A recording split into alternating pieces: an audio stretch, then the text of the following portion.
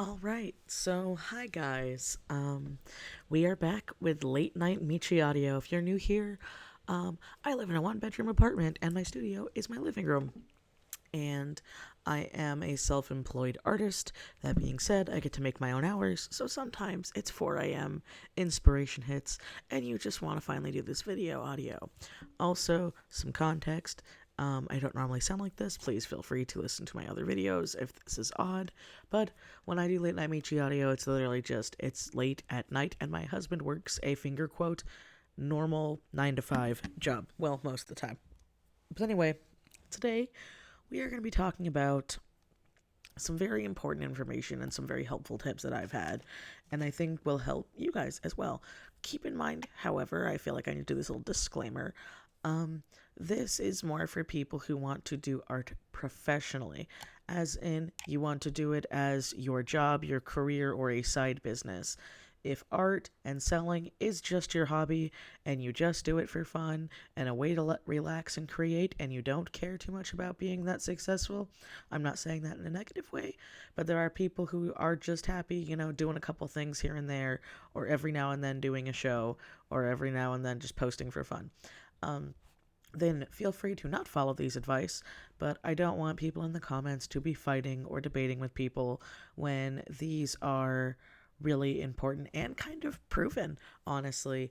And so I've been seeing it a lot on the Clockwork app that, is a cesspool, but also great, just like almost any social media in this, day and age anymore.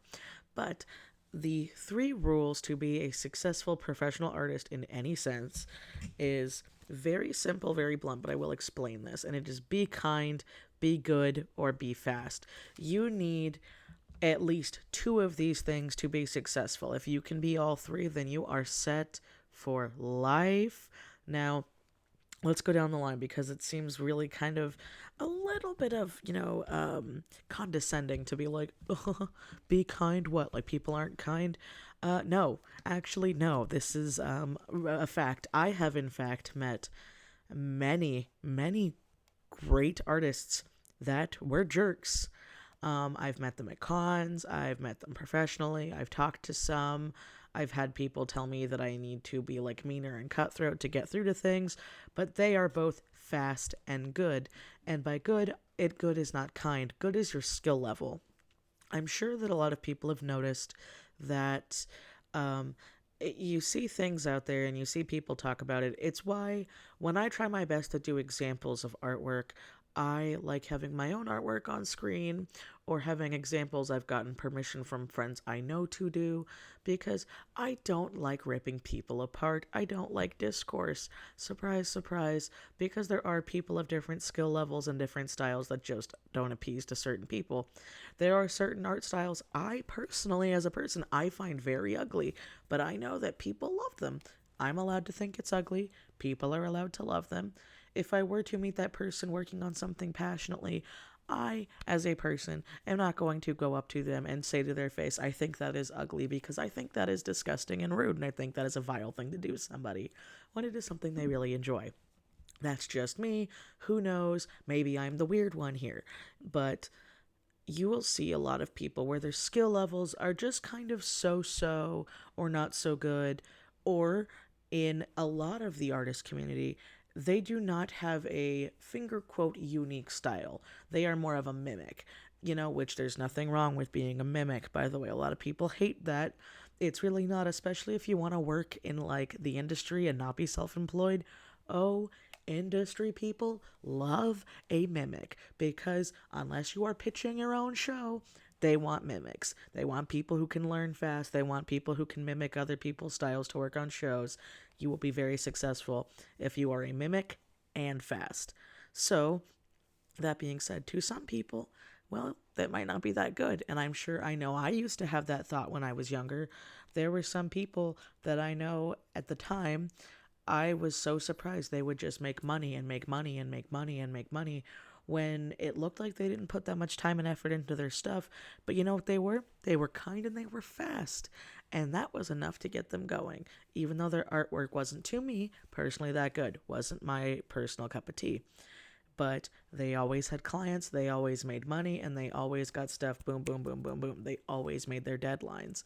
Now, I didn't used to be so bad, but as time's gone on and my life's become more hectic and things have become crazy, I'm not as fast as I used to be. A lot of stuff has come up. So I really do my best to be good and be kind. I like to let my commissioners know. I like to stay in contact. I like to offer refunds if things are going on now because of just the fact that with how my workload is now and how my life is, I'm not as fast as I used to be. And it's something that does bother me a lot because I don't like having people wait because I know I don't like waiting. And it makes me very happy when people can be very understanding, but I am making sure that I am in the loop. I am letting people know. That being said, I have seen artists that are good and fast and they are very rude. But again, same thing, good and fast. They always have clients, they always get commissions sold, they always get merch sold, and you will see it as well as their stuff grows. And then again, there is be kind and be good. You can be slower, but if you are very gentle and nice and you let people know and you contact people and you let them understand, you will also almost always get jobs. You will almost always have people coming back to you. I have made mistakes in my day and with my small business with running my Etsy compared to just doing like normal freelance and things like that. And I have made a couple of mistakes and I bit the bullet and I admitted to those mistakes and I've almost had all those customers return very, very happily because of the fact that I was so quick and nice about the mistake that I made because it was my fault. A good example of this is um somebody bought two of my Stop AAPI Hate stickers, which these stickers go to charity. I don't make any money off of them. They've already been funded, so whenever I get a purchase, I put them into charity. It just pays for the getting it shipped and for, charity, because they're already bought, because I'm stambling and rambling, because it's 4 a.m. But I misread the order, and it was, I thought it said 2. It said 3. So I mailed it off, and shortly after I mailed it off, like the next day, I found a spare Stop AAPI sticker laying around. I'm like, that's weird. And then I started to get a little nervous and I'm like, oh no, please tell me I didn't do what I think I did. Check the order. It was 3 and not 2, but I had already shipped it off and it was out of my care. It's not like I could go into the post office and be like, stop. I let the person know. I messaged them and I immediately mailed them a second one. I think I actually gave them 2 more. And then I didn't let them know this, but I felt so bad because those were for charity that I ended up matching their donation for the charity that I had picked. And I had let them know that. I even gave them a discount code if they wanted to use my store in the future. And needless to say, this person ended up buying from my store about 4 or 5 times afterwards because they said that I was so nice and kind and fast about my customer service. Obviously not everybody can do that, I understand, but because I can do a lot of stuff at home and there's a lot of stuff I've bought in bulk, with those things, I can do. It's not that big of a problem. And that's also something as a business owner, I have to take accountability for. That was my oopsie. I have to bite the bullet on the shipping and the postage now because that was my mistake. And in general, that was a kind act. I didn't technically have to. I could have just been, oops, sent it back. I didn't have to double it, but I wanted to, and I genuinely did mean that. And I also feel like my art personally has gotten better in quality. I'm much more proud of my line work now. I'm much more proud of my poses. Not that I didn't like my stuff before, but I've noticed that my art quality has grown up recently, and I'm having a blast with it. It goes back to my patrons as well. My patrons are most of my constant commissioners right now because currently my commissions are closed. I take a couple of NDA, very, private client work that people can email me about, but it's not like my normal commissions. These are very specific things. So feel free to ask if you have like ideas for things, but I might say, hey, I can't do that right now.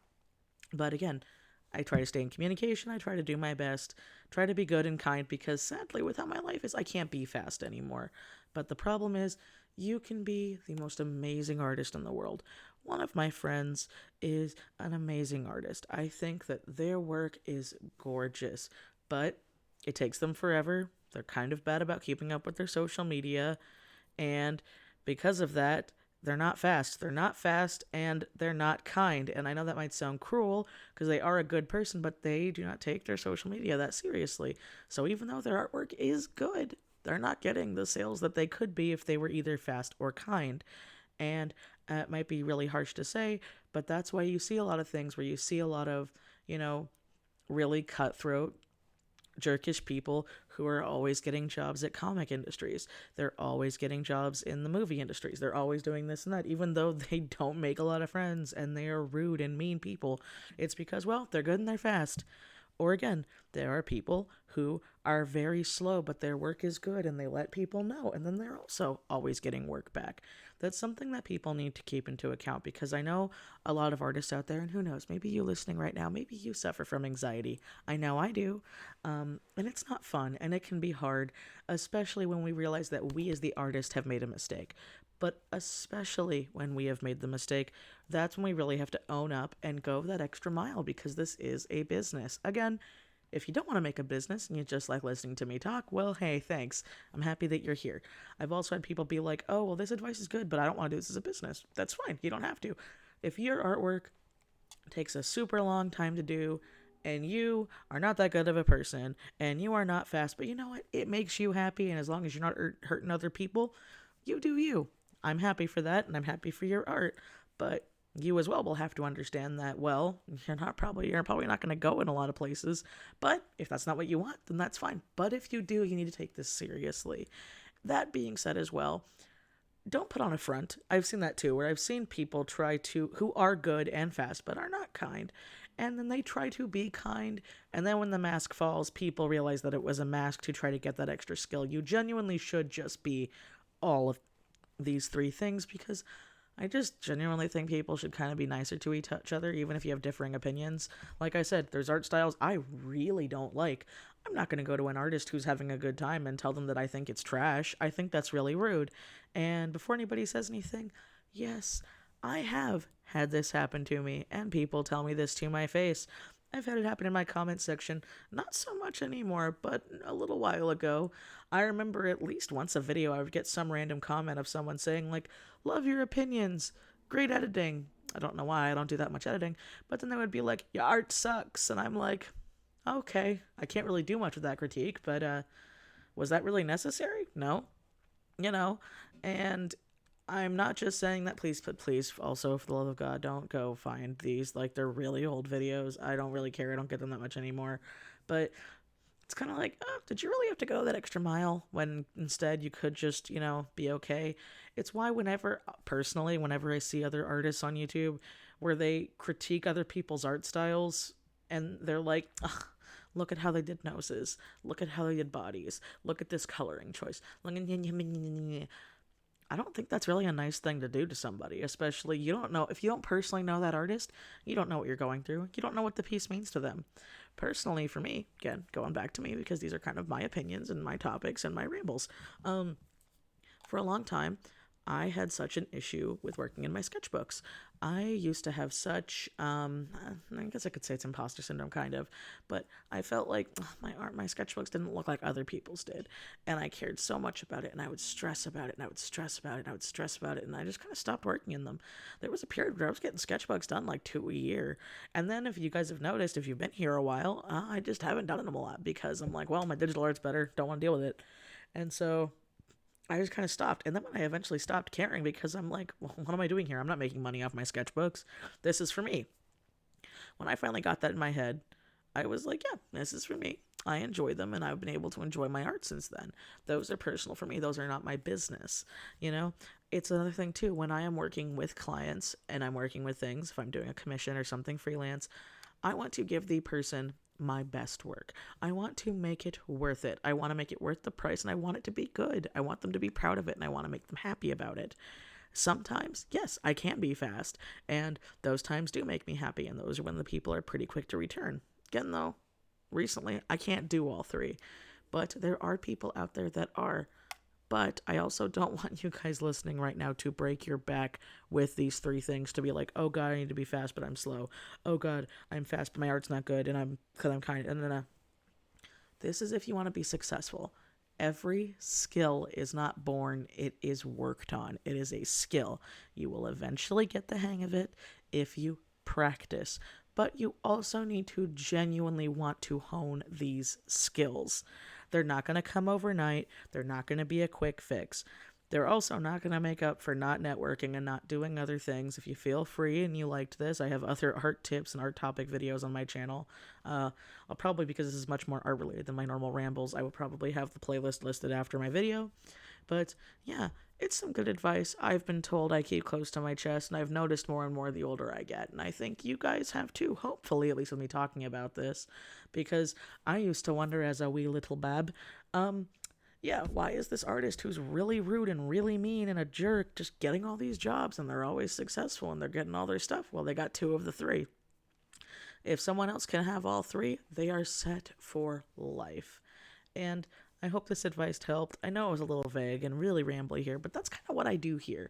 I'm much more of an opinionated channel. I talk about opinions that were based off of my own life experiences, my own research, things my friends have gone through or have told me, or things that you guys have wanted me to talk about. So I hope you enjoyed. I hope we have a great spooky, scary skeleton season. I have big plans for the end of October. I'm really excited and I've been working really hard on it, so I hope you guys are there. Please remember to like, comment, and subscribe because YouTube's done and I have to say this.